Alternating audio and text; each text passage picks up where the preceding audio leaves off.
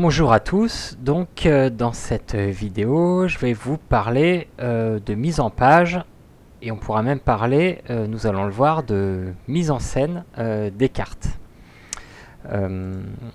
L'idée est la suivante, c'est que quand on réalise une carte, notamment avec Magritte ou un autre logiciel, quand on transforme l'information statistique en représentation graphique, on n'a pas encore tout à fait une carte. Ou alors, si vous voulez, on a une carte nue, à l'état de brouillon, et celle-ci doit être habillée, mise en page. Elle doit être finalisée dans un logiciel de dessin assisté par ordinateur, comme Adobe Illustrator ou Inkscape. Si vous voulez, passer de la donnée à sa représentation graphique produit une image géographique, et après un processus d'habillage et de mise en page, on va avoir une carte en tant que telle. Donc c'est ce processus de mise en page, d'habillage, de mise en scène que nous allons voir aujourd'hui. Donc la carte, c'est l'image géographique composée d'un fond de carte qui sert de repère spatial, c'est le dessin des unités géographiques, c'est le territoire, et un ou plusieurs phénomènes localisés représentés par des signes graphiques. Là, c'est tout l'univers de la sémiologie graphique, cette façon de mettre en image des données. Donc ça, c'est l'image géographique. L'habillage, ça va être ajouter à cela un certain nombre d'éléments, dont certains sont obligatoires, d'autres facultatifs, comme par exemple la légende, le titre, la date, la source, l'échelle, ou alors l'orientation, des repères, latitude, longitude, qu'on peut appeler le graticule, la toponymie, c'est-à-dire l'inscription des lieux sur la carte, le cadre, etc. Il y a tout un tas d'éléments qui vont habiller cette carte. Un certain nombre de ces éléments est rappelé ici sur cette carte un peu rigolote qui est tirée de la bande dessinée La Jungle en folie, où on voit effectivement une carte de la jungle entourée du désert avec un certain nombre d'éléments cartographiques d'habillage, je vous l'ai dit, le cadre, la légende, tout plein d'habitants, pas d'habitants du tout, l'échelle, représentée par une échelle, des toponymes, le graticule, définissant un méridien quelconque, et une longitude mal définie. Bref, tous ces éléments graphiques, même si ici ils sont un peu ironiques, font en sorte que la carte est vraiment une carte. Alors, premier élément très important concernant la mise en page, ça va être l'occupation de l'espace à disposition. Généralement, quand on fabrique une carte ou une image, on va devoir la faire rentrer, par exemple, sur une feuille de papier A4.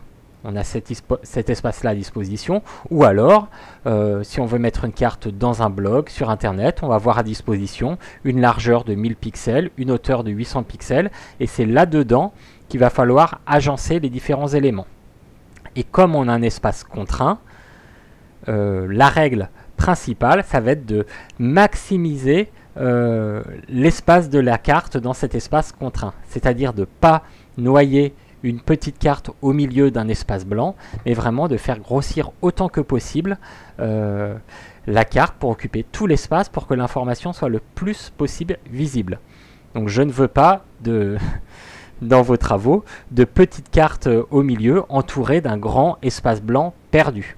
On va exploiter l'espace de la page au maximum. Et cela paraît simple, mais c'est souvent pas si simple que ça.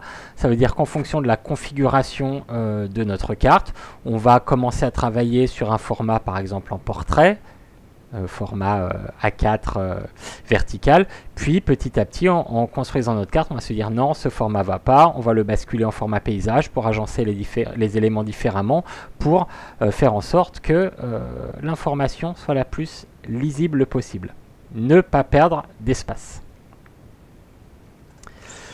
Alors après, on a un certain nombre d'éléments obligatoires à ajouter sur la carte. En premier lieu, le titre. Le titre, ça va être l'identifiant premier du sujet de la carte. Le titre est important, c'est une porte d'entrée dans le document. Le plus souvent, on va le disposer en haut, relativement gros. Il y a plusieurs façons de rédiger le titre. Il peut être, généralement, il faut qu'il soit plutôt court, mais il peut être technique, la population en Europe, ou alors il peut être polémique, il y a trop de monde en Europe, quelque chose comme ça. Il peut être séducteur, ça peut être comme des titres de presse, mais l'idée c'est qu'il soit toujours clair. Après, ça dépend de l'angle d'attaque que vous voulez donner à votre carte et du public auquel vous adressez. Ici, j'aime bien prendre cet exemple. On a une carte pour laquelle j'ai enlevé le titre, carte réalisée par Cécile Marin, qui représente la population rom en Europe. Donc on a des cercles proportionnels qui donnent la taille de la population, la quantité, le nombre d'habitants roms dans chaque pays, on a parfois dans certains pays 2 cercles avec une estimation haute et une estimation basse parce que ce recensement est parfois difficile à faire. Quel titre donner à une telle carte?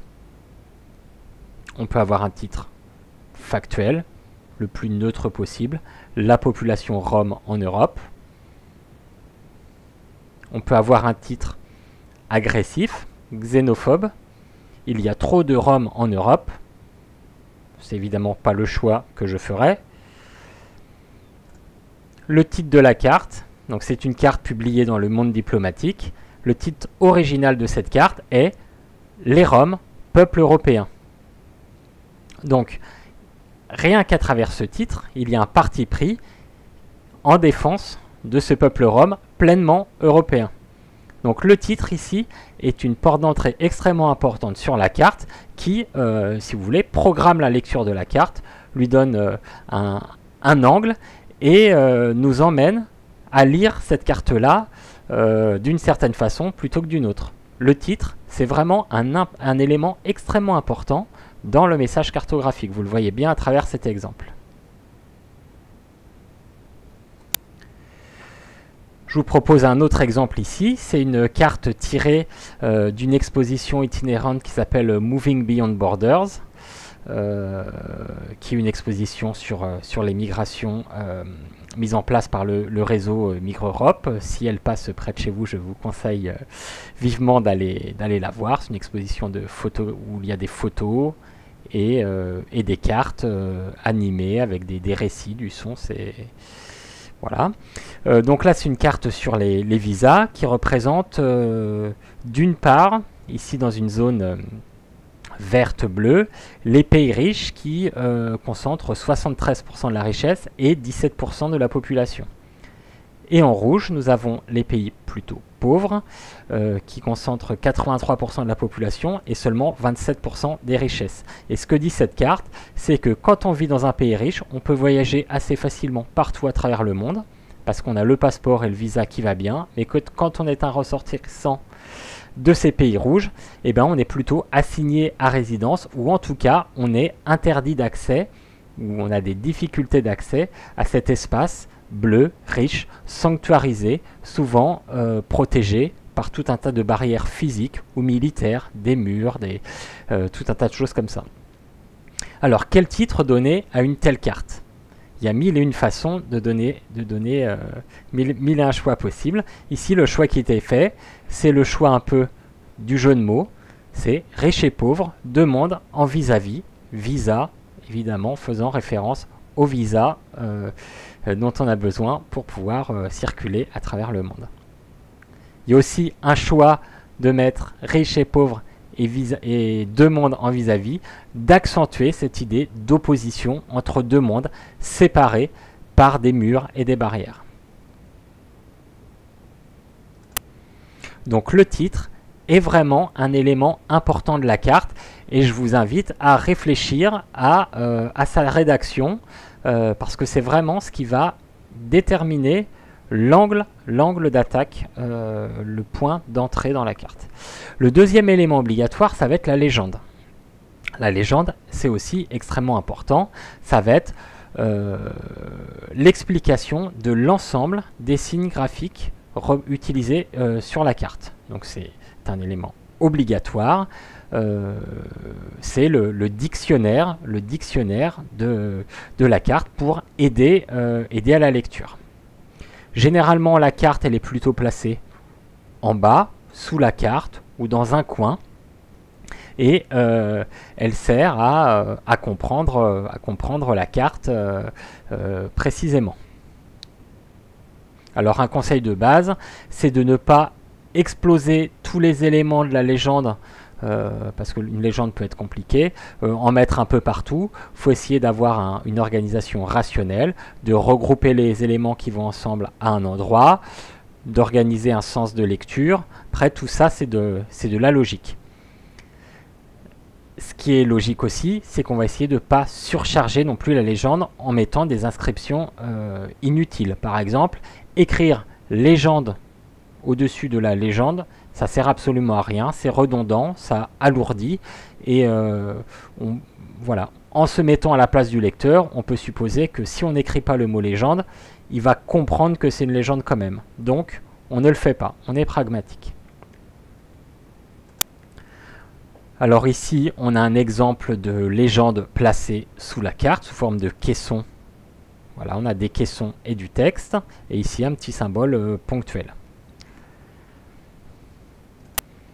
On voit bien ici que la légende est organisée. Ici, on a les types de pays, les pays alliés, et ici, les interventions militaires et les bases ou facilités militaires. Donc, c'est organisé. Même au niveau des couleurs, on a plutôt du bleu, plutôt du rouge. Et voilà. Et quand on dessine ce type de caisson, il faudra bien faire attention à ce que l'espace entre chaque caisson soit le même, que les caissons fassent tous la même taille. Bref, il y a aussi une esthétique et de la rigueur dans la construction et le dessin de cette légende. Donc là, c'est une légende sous la carte. On peut également avoir une légende dans un cadre, comme ça. Alors ça se faisait beaucoup, il fut un temps, mais c'est moins le cas aujourd'hui. Ça renvoie plutôt de mettre la légende dans un cadre blanc. Il y a un côté beaucoup plus classique, voire un peu suranné, un peu passé.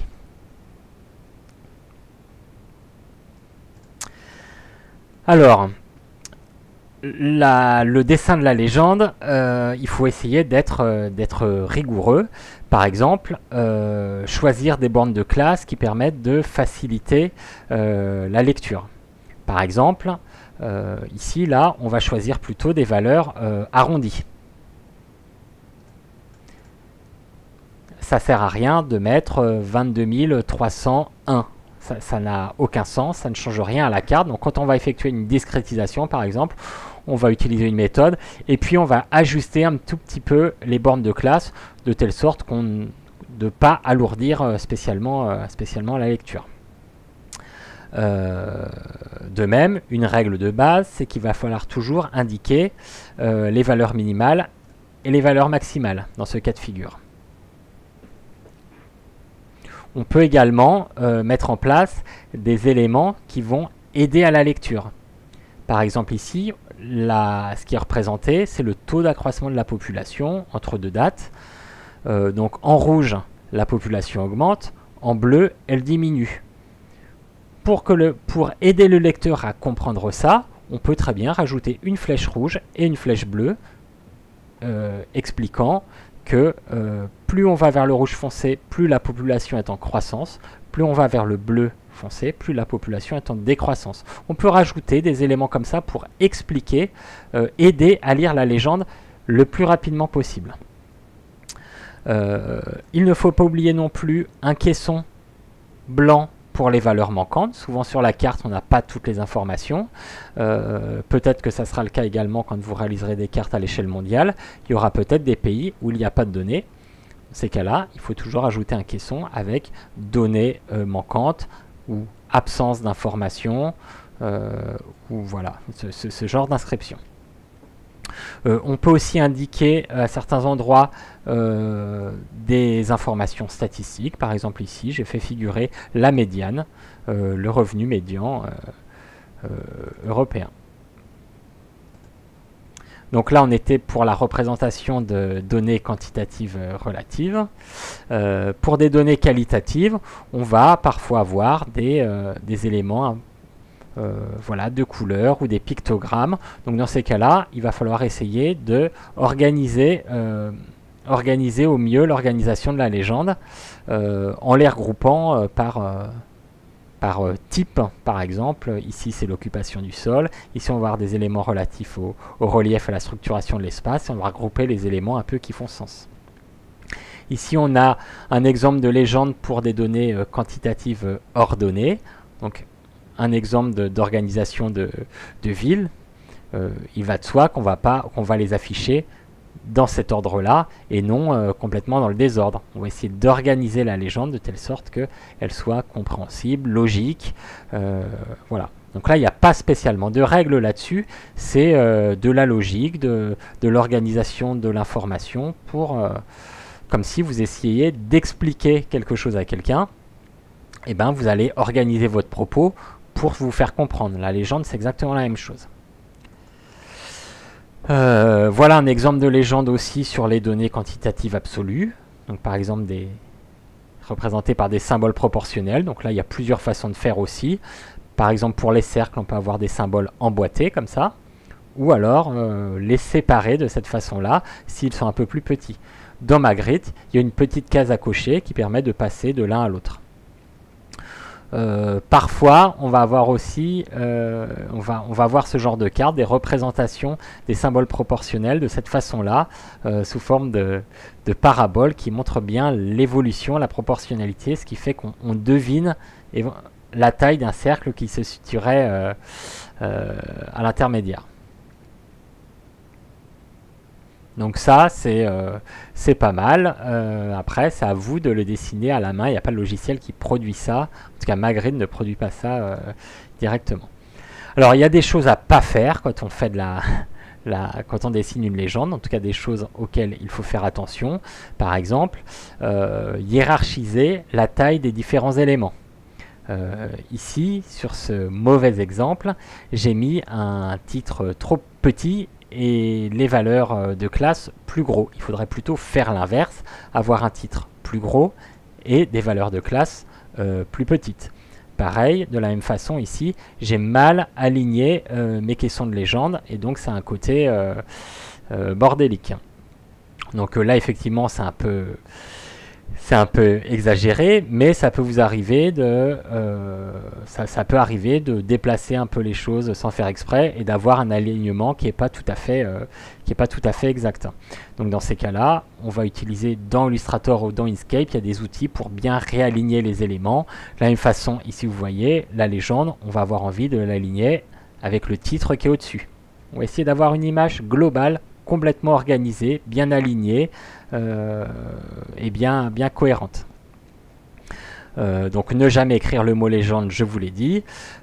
Ici aussi, on a une représentation des classes qui est pas mal utile quand on fait par exemple un article scientifique ou qu'on veut voilà, on a une écriture un peu rigoureuse avec des bornes ouvertes et fermées, des bornes ouvertes, mais par contre quand on fait une carte destinée pour la presse ou le grand public, on ne va pas utiliser du tout ce genre de notation qui est quand même extrêmement lourde. On va plutôt choisir, ou comme ici, de mettre les bornes de classe entre les classes. C'est ça qu'on va le plus utiliser. Ça évite d'écrire deux fois la même valeur. Tout ce qui est redondant est inutile. Donc, on va plutôt écrire les choses de cette façon-là. Et sur cette même idée de tout ce qui est redondant est inutile, on va plutôt pas écrire ce genre de choses. Par exemple, ici, c'est un taux d'accroissement de la population en pourcentage. On va pas mettre pourcentage à chaque fois, mais on va plutôt écrire taux d'accroissement de la population, machin, entre parenthèses, pourcentage, ce qui permet de l'enlever partout. On va factoriser cette information pour la mettre ici, et ça évite la redondance, le bruit inutile. Ça évite de surcharger surcharger la légende. C'est vraiment cette question-là qu'il faut se poser à chaque fois. Est-ce que ce que je mets est utile? Est-ce que je ne peux pas l'écrire différemment ou l'organiser différemment pour alléger ma représentation? Moins il y a de bruit sur une carte, plus elle est efficace. Donc après le titre et la légende, un autre élément indispensable à mettre sur la carte, c'est l'échelle. L'échelle, ça va être l'indication du facteur de réduction de l'espace représenté. Alors c'est un élément important, mais qui n'est pas, ou rarement, en tout cas qui est rarement primordial pour comprendre la carte. Donc on va la faire figurer sur la carte, mais de façon discrète, dans un coin. Alors moi souvent ce que je fais, c'est que je ne mets pas l'échelle avec un trait noir, complètement noir. Je vais mettre un gris un peu pour qu'on la voit un petit peu moins, qu'elle se fonde un peu dans la carte. Mais elle est là, on a un élément qui nous indique ce facteur de réduction de la carte par rapport au réel. Alors ce qu'on va utiliser, ça va être plutôt des échelles graphiques, comme ça, c'est-à-dire sous forme de barres représentant le facteur de réduction et non des échelles numériques comme ça, par exemple 1 25 millième, 1 50 millième, parce que ça, si on écrit juste 1 50 millième sur la carte et que notre carte, on la prend, on la colle dans Word et qu'on la fait grandir, ou qu'on la met sur Internet et qu'on la fait grandir, et bien ce 1 50 millième, il devient faux parce qu'on a changé la taille de la carte. Donc ça vaut à la rigueur sur des cartes papier qui sont tirées dans un format donné. Mais sinon, pour toutes les autres cartes, on va utiliser plutôt des échelles graphiques. Où on va déterminer une barre et dire combien vaut cette barre. Ça veut dire que si on change la taille de la carte, cette barre grossit en même temps et donc l'échelle est toujours juste. Voici un exemple d'échelle graphique ici sur cette carte. Sur les langues kurdes, et voilà. Alors par contre, sur les cartes du monde, on va souvent pas utiliser l'échelle. On va pas la faire figurer pour plusieurs raisons. On représente le monde, on suppose que le lecteur qui va lire la carte va reconnaître tout de suite le monde, donc ça sert à rien de lui indiquer une échelle puisque c'est un territoire qui est connu, on considère que c'est implicite. Par ailleurs, souvent sur les cartes du monde, il y a beaucoup de déformations et ces déformations ne sont pas les mêmes à tous les endroits de la carte. Au niveau de l'équateur ou au niveau des pôles, les déformations sont très différentes et donc les longueurs sont très différentes. Donc l'échelle, si on la fait figurer, elle ne serait valable que sur un point de la carte. Donc certains auteurs font ça, mais généralement le conseil c'est de ne pas faire figurer l'échelle sur les cartes du monde. C'est complètement inutile. Alors, encore un élément qui est absolument nécessaire de faire figurer sur les cartes, alors ça c'est extrêmement important, c'est la source. La source, elle est indispensable pour les cartes statistiques parce que c'est là qu'on va préciser l'origine des données, la date de collecte, la date de publication, bref, toutes les informations relatives aux données. Et ça, c'est vraiment garant de fiabilité, de solidité et aussi de transparence. Ça permet au lecteur qui peut se dire bah tiens, je trouve que cette donnée est un petit peu bizarre, d'aller voir les données lui-même et regarder s'il n'y a pas quelque chose qui cloche, ou voilà. C'est vraiment l'idée de transparence. Dans les sources, on va aussi souvent indiquer le nom de l'auteur de la carte. Donc vous, sur vos cartes, vous allez écrire votre nom, virgule, l'année de réalisation, c'est souvent comme ça qu'on fait. Si vous êtes un artiste, vous allez mettre une signature. Moi j'aime bien cette idée que l'auteur signe sa carte, ça veut dire qu'il l'assume, et ça veut dire qu'il endosse le discours que porte cette carte. Alors cette signature, elle peut aussi être parfois collective. Quand on travaille dans une association ou dans une entreprise et qu'on réalise une carte, la signature peut être le nom de cette entité. Mais moi, j'aime quand même bien que l'auteur de la carte signe ses cartes, car c'est un propos comme un autre, comme un texte, comme voilà. Alors ici, on a un exemple de source écrite en bas de cette carte. Donc là, c'est pas très lisible, mais on voit bien que le texte, il est petit et il est gris. Voilà, ça veut dire que ça saute pas aux yeux quand on regarde la carte, mais ça existe si on a besoin de s'y référer. Donc c'est comme ça que ça doit s'organiser. Après, sur ces questions sur les cartes, il y a aussi la question des dates qu'on doit faire figurer. Ça, c'est très important de dire, quand on parle d'un sujet, eh ben de quand il date, quand a été réalisée la carte, etc. Donc en fait, sur une carte, il y a plusieurs dates. Il faut être le plus explicite possible. Par exemple, il y a la date de réalisation de la carte. Ça va être quand vous allez signer la carte, vous allez mettre par exemple votre nom, virgule, l'année. Ça va être l'année de réalisation. Il y a la date aussi de la source des données. Par exemple, les données ont été extraites tel jour sur tel site web, voilà, parce que les données peuvent changer au cours du temps. Et il y a aussi la date correspondant à la donnée elle-même. Par exemple, sur cette carte, je représente la population en 2002. Mais j'ai extrait les données en 2004 et j'ai réalisé la carte en 2006. Il peut y avoir plusieurs dates différentes. Et en plus, si vous représentez plusieurs types d'informations, il peut y avoir tout un tas de dates différentes. Et donc, il faut être le plus explicite possible. Exemple ici, c'est une carte sur les émissions de gaz à effet de serre. La hauteur des barres correspond aux émissions de CO2 en milliers de tonnes. Au passage, on a une pseudo-représentation en 3 dimensions, et ici la variable visuelle taille, puisqu'il s'agit d'une donnée quantitative absolue, s'exprime par la hauteur. Et la couleur, ici, qui est légendée via ce graphique, donc là ça nécessite un peu de regarder toute l'image pour comprendre ce qui est représenté, ça correspond à la variation des émissions de CO2 entre 1990 et 2010. En rouge, c'est en augmentation, en vert, c'est en diminution. Donc sur cette carte, l'Allemagne est le plus grand émetteur de CO2 en 2010, mais sur une tendance à la baisse.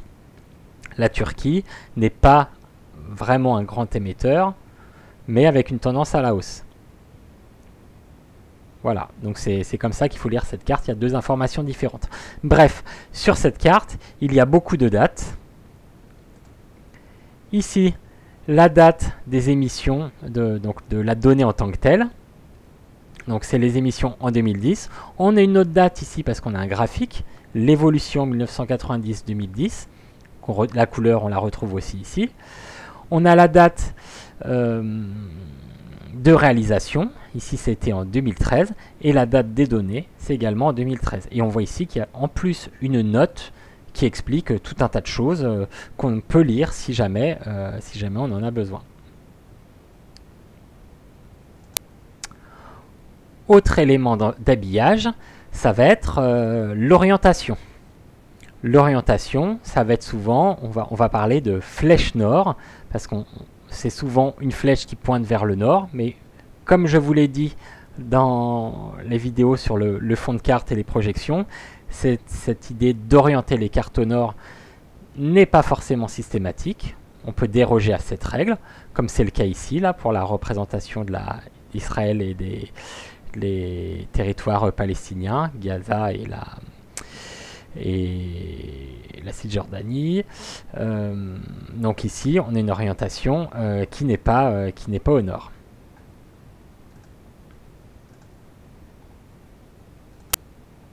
Donc en fait, cette idée d'orientation, donc ça c'est une information qui est facultative. Donc là, la règle c'est qu'on se met à la place du lecteur.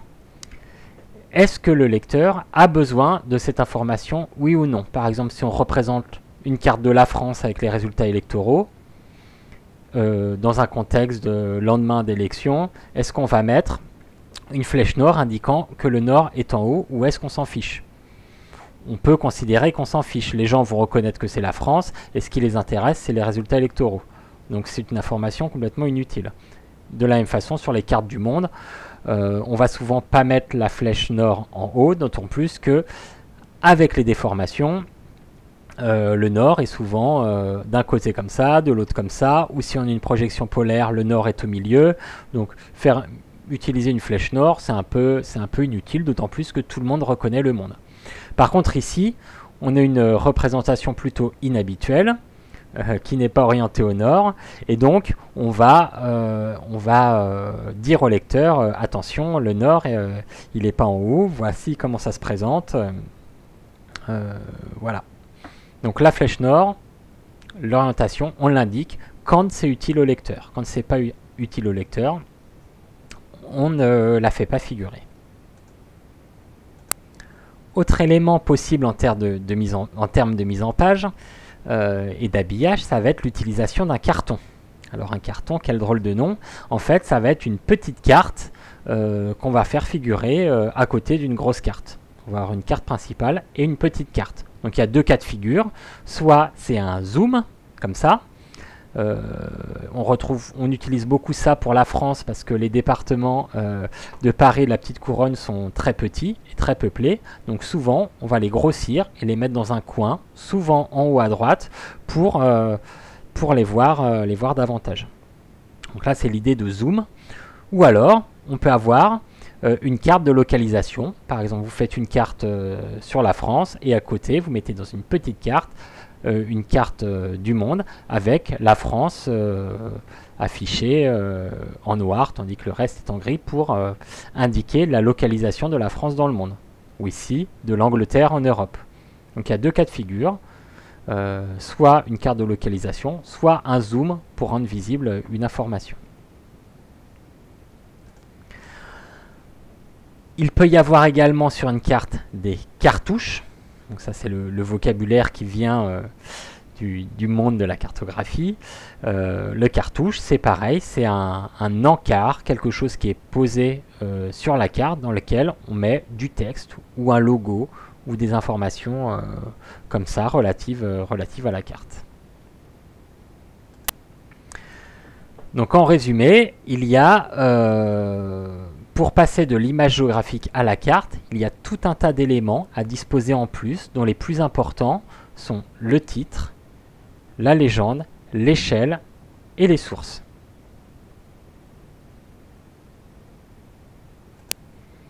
Ne faites pas de carte en oubliant ces éléments. Et soyez le plus précis possible quand vous les utilisez.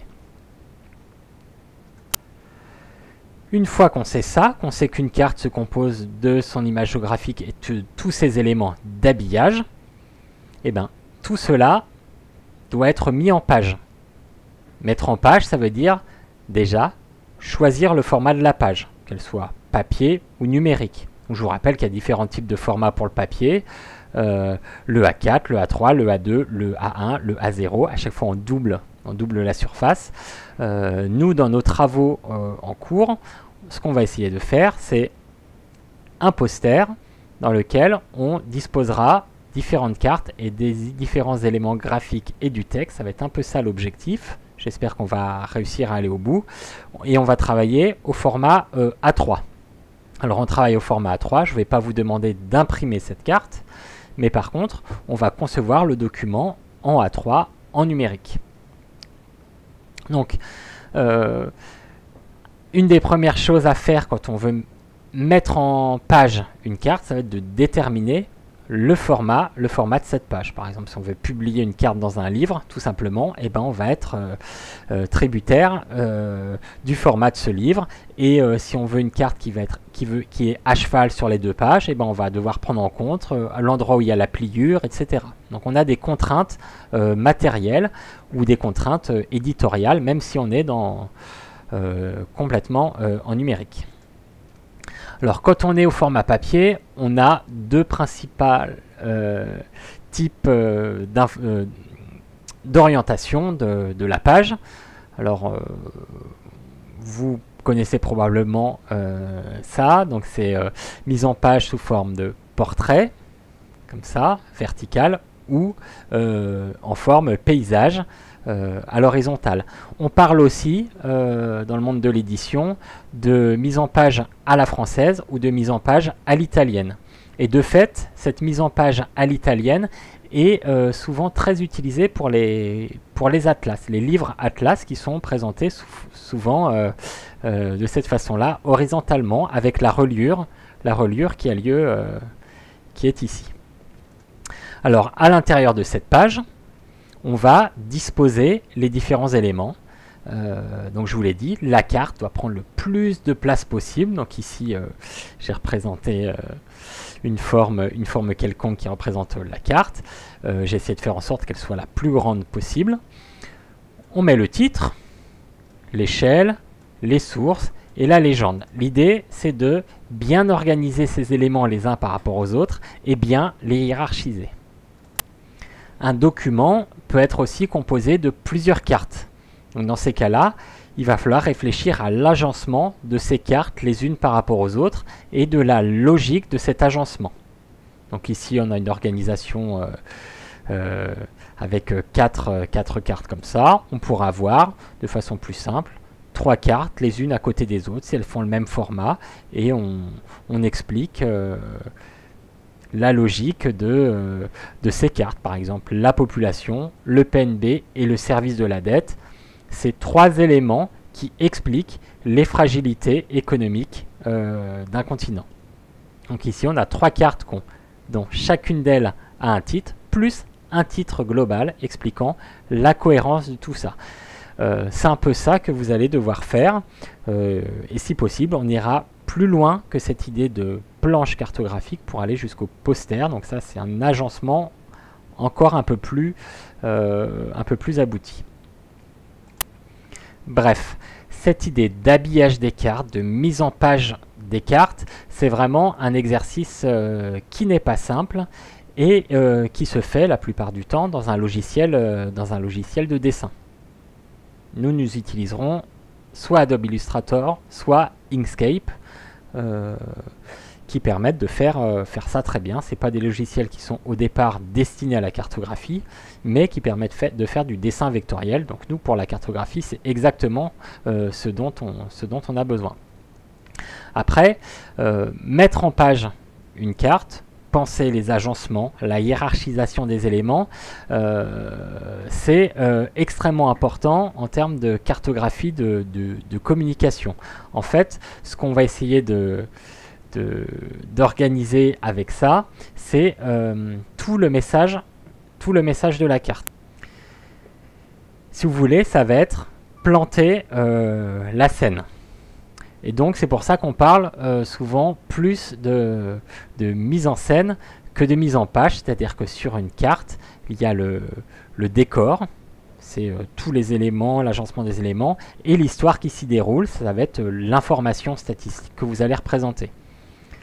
Le but de cette mise en scène, ça va être de captiver le lecteur, un peu comme au théâtre. C'est une analogie qui fonctionne bien. Donc il va falloir être clair dans le propos, il va falloir que ça soit agréable à regarder, que vous ayez des choses à raconter, et comme on est quand même dans un registre sérieux, à base de données scientifiques, il faut qu'il y ait un gage de sérieux. Donc en fait, la carte que vous allez construire, elle doit être capable d'informer et de convaincre ou de séduire le lecteur. Et c'est ça tout l'objet de la mise en page ou de la mise en scène, c'est de construire un processus, de construire un discours et avec une capacité à communiquer ce discours. Du coup, ce discours, on le pense toujours en fonction du public auquel on s'adresse. Ça, c'est un peu une règle de base, je vous l'ai dit plusieurs fois. La question du public, elle est extrêmement importante. On ne va pas s'adresser de la même façon à un enfant, à un scientifique, à un lecteur de Libération, à un lecteur du monde diplomatique. Ou quand on s'adresse au grand public. Voilà.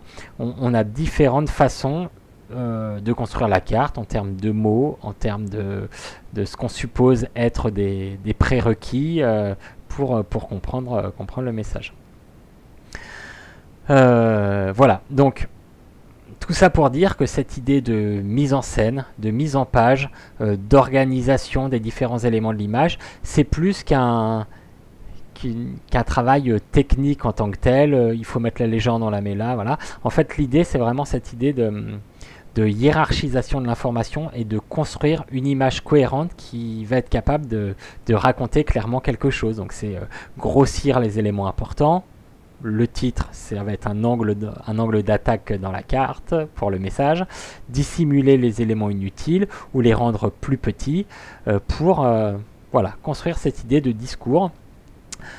Certains auteurs disent d'ailleurs à ce propos-là que la carte énonce une multitude de petits mensonges, qu'elle déforme la vérité pour aider l'utilisateur à voir ce qu'il a besoin de voir. C'est cette idée des cartes qui serait subjective, mensongère, etc. L'idée derrière ça, c'est qu'on ne peut pas tout mettre sur une carte, parce qu'une carte, c'est une schématisation, une simplification de la réalité, et que toute carte résulte d'une intention de communication, et donc on va hiérarchiser différents éléments, les éléments pour mettre en lumière certains aspects de la réalité et en minimisant d'autres. En résumé, la mise en scène, c'est une étape indispensable à la construction cartographique. On effectue ce travail dans des logiciels de dessin type DAO, après un travail de conception cartographique qui aura été réalisé dans un logiciel de cartographie type Magritte ou des systèmes d'information géographique. Rares sont les cartes finalisées qui ne passent pas dans un logiciel de dessin, et toutes les cartes que vous voyez dans la presse passent toujours dans des logiciels de dessin. Donc vraiment, c'est ça, ça va être ça les outils du cartographe d'édition. Ça va être manipuler les données dans des tableurs, utiliser des logiciels pour convertir la donnée en signe graphique, nous on utilise Magritte, et des logiciels de dessin pour finaliser la carte, dessiner des choses, rajouter des éléments, écrire le texte, etc. Donc c'est vraiment l'articulation de ces outils, tout cet écosystème qui nous permet de passer de l'image géographique à même de la donnée statistique, puis de l'image géographique, puis la carte finalisée en tant que telle. Donc ça nécessite d'aller piocher ce dont on a besoin dans différents types d'outils. Voilà pour les questions par mail ou en cours. Merci beaucoup.